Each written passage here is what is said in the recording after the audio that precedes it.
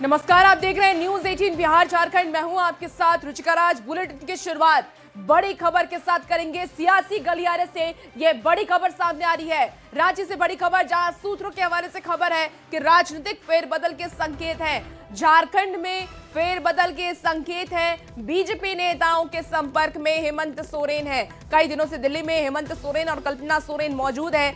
आज दिल्ली से लौटेंगे हेमंत सोरेन और कल्पना सोरेन। बीजेपी प्रवक्ता का बड़ा बयान भी इसी बीच देखिए सामने आया है।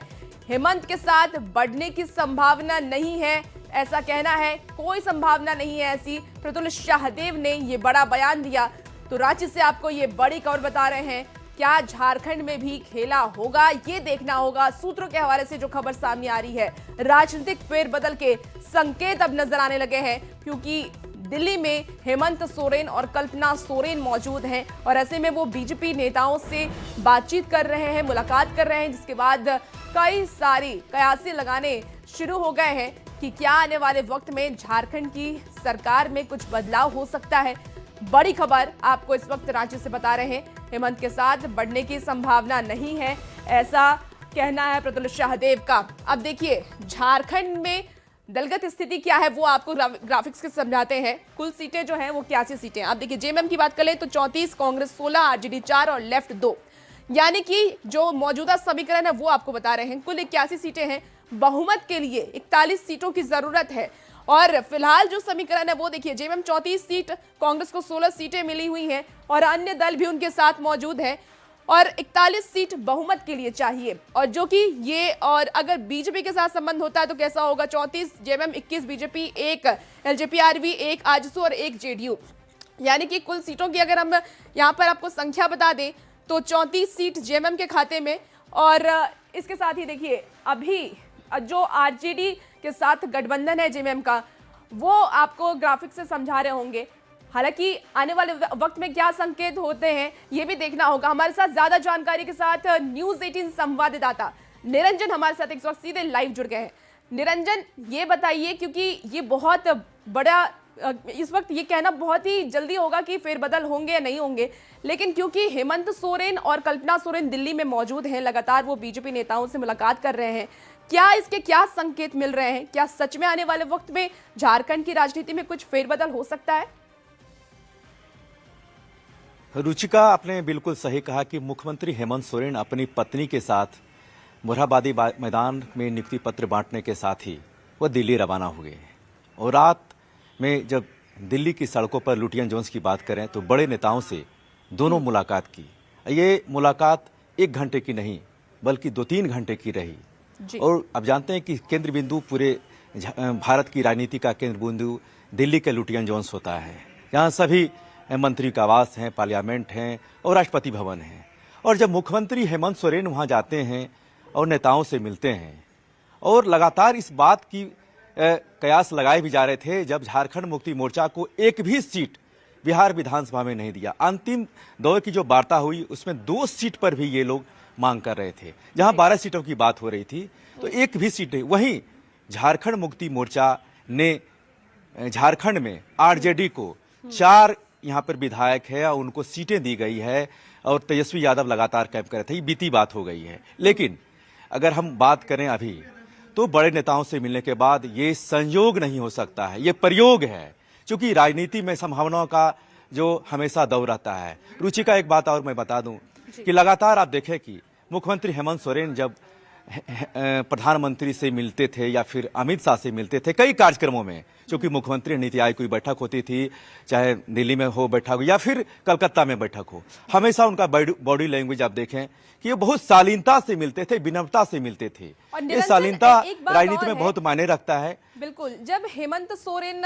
अगर हम बिहार चुनाव की भी बात कर लें, तो जब उन्हें सीटें नहीं दी गई तो उन्होंने कहा था कि एक बड़ा फेरबदल देखने को मिल सकता है। उस वक्त उन्होंने कहा था कि जितनी सीटें हम मांग रहे हैं, 12 सीटें की मांग उन्होंने की थी आरजेडी से, हालांकि उन्हें एक भी सीट नहीं मिली। उस वक्त उन्होंने कहा था कि बड़ा फेरबदल हो सकता है और उम्मीद ये भी जताई जा रही थी उस वक्त की हो सकता है ये गठबंधन भी टूट जाए। और अब देखिए उनकी मुलाकात बीजेपी नेताओं से हो रही है। क्या समझा जाए इस पूरे मुलाकात को? जी बिल्कुल, आपने सही कहा कि बड़े नेताओं से मिलना, उसके बाद गृह मंत्री अमित शाह से झारखंड के राज्यपाल संतोष कुमार गंगवार का मिलना, चूंकि दिल्ली में हैं अभी वो, उनके बेटे का शादी है, रिसेप्शन है, तो निमंत्रण दे रहे हैं। लेकिन ये मिलना एक बहुत बड़ी बात होती है, चूंकि जो समीकरण बदलते जा रही हैं। आप देखें कि 2009 में झारखंड मुक्ति मोर्चा और भारतीय जनता पार्टी का भी सरकार गठबंधन में रही है। ऐसा पहला नहीं होगा ये, क्योंकि अगर हम बात करें तो हर कोई चाहता है कि अपने राज्य का विकास हो। केंद्र में बीजेपी की सरकार है, यहाँ झारखंड मुक्ति मोर्चा की महागठबंधन की सरकार है, कांग्रेस और आरजेडी के साथ अलायंस हैं। अगर हम बात करें तो प्रत्येक की बात यह है कि यहाँ पर विकास की संभावनाएं हैं और कई तरह की बातें आ रही है। क्योंकि दोनों मिलकर के अगर केंद्र में, अगर राज्य में दोनों सरकारें होगी तो विकास की रफ्तार तेजी होगी। क्योंकि लगातार आप देख रहे हैं कि कई यहाँ पर नगर निकाय का चुनाव नहीं हुआ है और कई ऐसे विभाग हैं जिसका पैसा रुका हुआ है और पैसे के लेकर के यहाँ पर कई तरह की बातें हो रही है। हमेशा देखिए 1.36 लाख करोड़ रुपए की बात हो रही है जो बकाया है। तो कुल मिलाकर के अगर इस तरह की बातें आती है, चूंकि अगर हम बात करें तो 34 विधायक अभी कांग्रेस जेएमएम का हैं और 21 अगर हम बात करें तो भारतीय जनता पार्टी के हैं, एक अगर हम बात करें लोजपा का है, आजसू का है, जदयू का है। और अगर हम उधर बात करें महागठबंधन का तो 16 कांग्रेस के पास है, 4 आरजेडी के पास है। तो उधर जो समीकरण बन रहा है उधर 56 है और इधर 58 हो रहा है। और अगर हम बात करें 81 विधानसभा की सीटें यहाँ हैं गठबंधन में, अगर चाहिए बहुमत को लेकर के तो 41 चाहिए, 81 का यहाँ सदस्य सीट है। तो कुल मिलाकर देखें कि दोनों के पास अगर हम बात करें कि मुख्यमंत्री की बात जहाँ तक है तो मुख्यमंत्री कहीं ना कहीं इस बात के संकेत साफ तौर पर पहले भी देते रहे हैं कि हम चाहते हैं कि झारखंड का विकास हो, लगातार विकास हो। विकास कैसे हो, इस बात की कयास इस बात को लगाई जा रही थी कि जब बिहार में सीटें नहीं दी गई है और लगातार खटास दूरी बढ़ते जा रही थी आरजेडी और झारखंड मुक्ति मोर्चा के बीच में। और आपने देखा कि अभी मुख्यमंत्री हेमंत सोरेन ने दुमका में जो फ्लाइंग क्लब का जो उद्घाटन किया था उसमें महागठबंधन के एक भी मंत्री वहां पर नहीं थे। इसी दौर से ये दौर तेज हो गई है और हवा दी गई है। क्योंकि आपने देखा कि जितने भी यहाँ बैठकें हुई है, अगर हम बात करें कि झारखंड मुक्ति मोर्चा के साथ एक भी बैठक बिहार विधानसभा में नहीं हुआ है। बिल्कुल, सीटें देने से पहले बैठक होती है महागठबंधन साफ तौर पर दिख भी रही है। नहीं बोला गया चुनाव के बाद से ही जिस तरीके से सीटें नहीं दी गई और उसके बाद से हेमंत सोरेन मुलाकात भी करते हुए नजर नहीं आते हैं और जो बैठकें होती हैं उसमें जेएमएम को शामिल भी नहीं किया जाता है। ऐसे में जैसे कि आप समीकरण बता रहे थे कि 58 सीटें अगर बीजेपी के साथ जेएमएम मिलती है तो 58 सीटें होती हैं, बहुमत से ज्यादा सीटें रहेंगी, ऐसे में सरकार बन सकती है। लेकिन दूसरी तरफ देखा जाए तो पितृ शाहदेव जो बीजेपी के प्रवक्ता वो कह रहे हैं कि हेमंत के साथ आगे बढ़ने की कोई संभावना नहीं है। इस पर आप क्या कहेंगे? देखिए, चूंकि जब तक इस अटकल जो चल रही है उस पर विराम नहीं लग जाता है दोनों दौर से, उधर के प्रवक्ता भी अभी देखे कुणाल सारंगी जो प्रवक्ता हैं उन्होंने ट्वीट कर रहे हैं, या फिर मंत्री दीपक बिरुवा जो मंत्री हैं झारखंड सरकार में उनका भी ट्वीट आया है। इधर प्रवक्ता जो हैं प्रतुल सहदेव उनका भी ट्वीट आया है, वो बयान भी दे रहे हैं। लेकिन हम बार बार यही बात कर रहे हैं कि ये जो है एक प्रयोग नहीं है और साफ तौर पर देखें कि राजनीति में संभावनाओं का दौर जो है अंत नहीं होता है, उसका हमेशा चलते रहता है, इसका सूर्यास्त नहीं होता है। और राजनीति में कयास भी लगाए जाते हैं।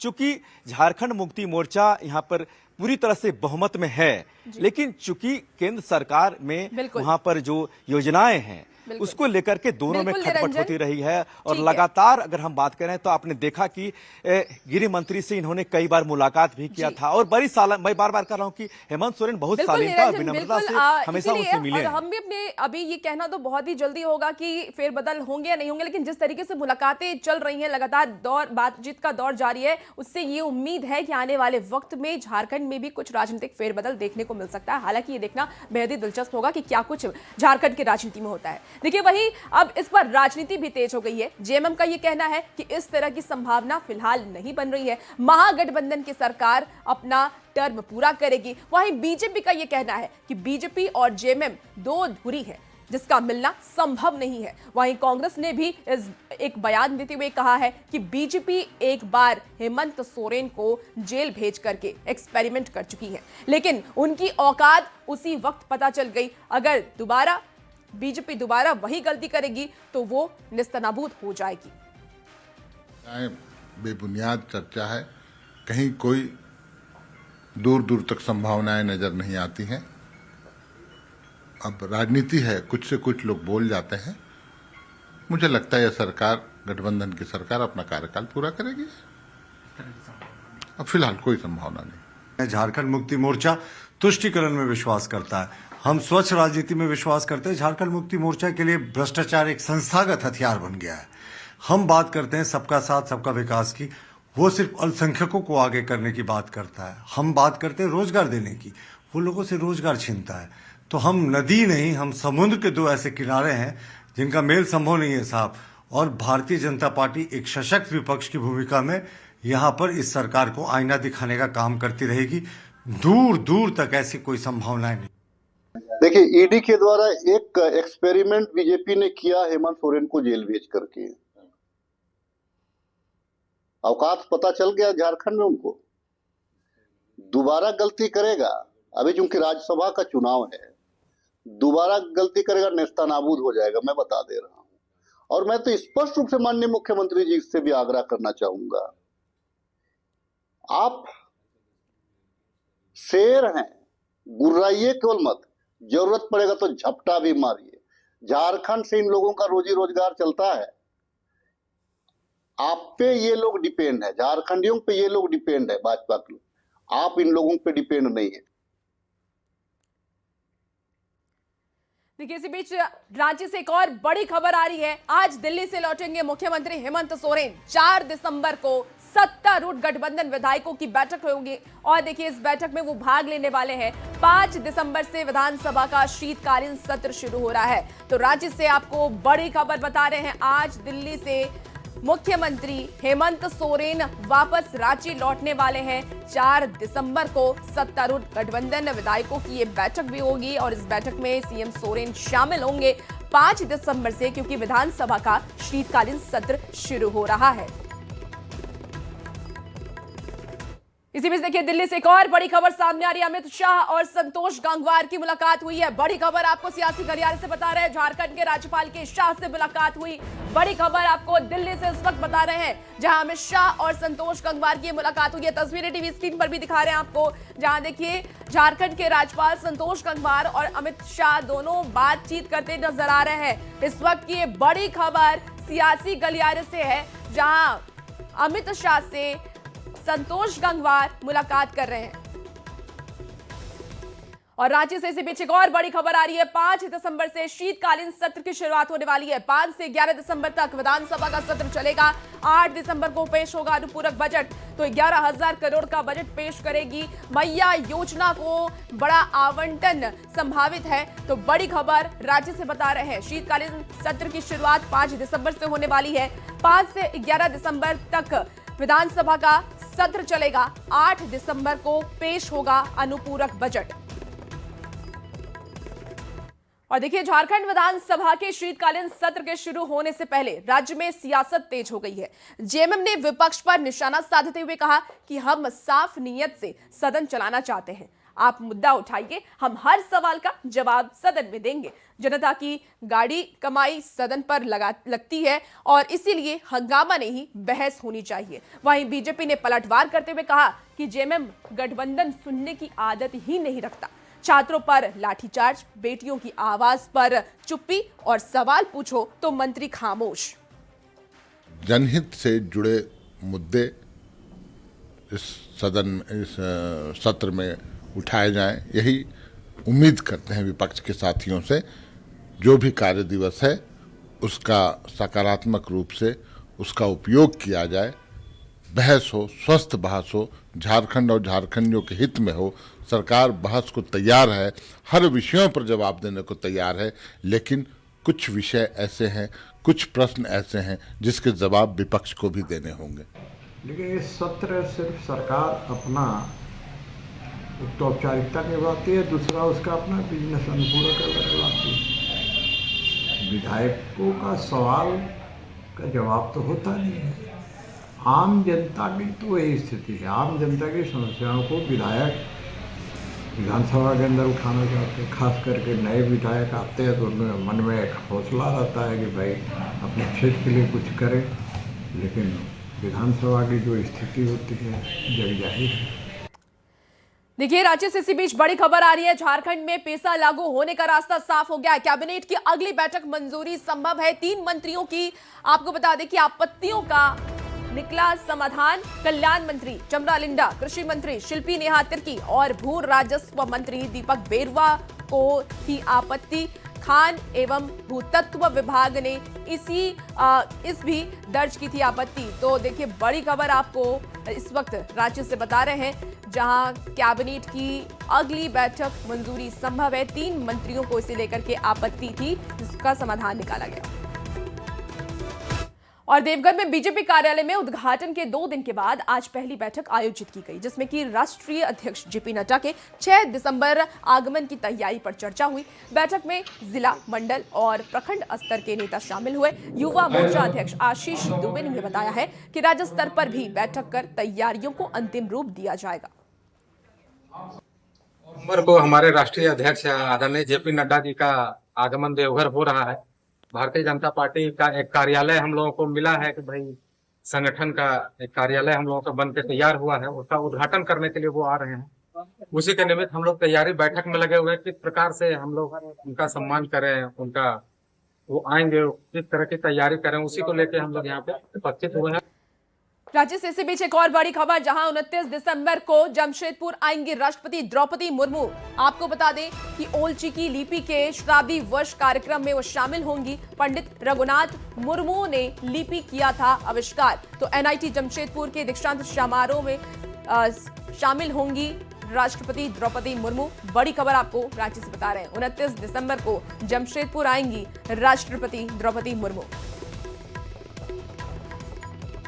धनबाद से बड़ी खबर, जहां विधायक राज सिन्हा का धरना स्थगित किया गया। नगर आयुक्त ने दिया है लिखित आश्वासन। तो सड़कों की तुरंत मरम्मति पर सहमति बन गई है। एसीबी जांच के नाम पर बाधा का किया था आरोप। नगर आयुक्त और विधायक में सहमति हो गई। करीब 30 घंटे से चल रहा था ये धरना और इस धरने को अब खत्म किया गया। आश्वासन दिया गया है।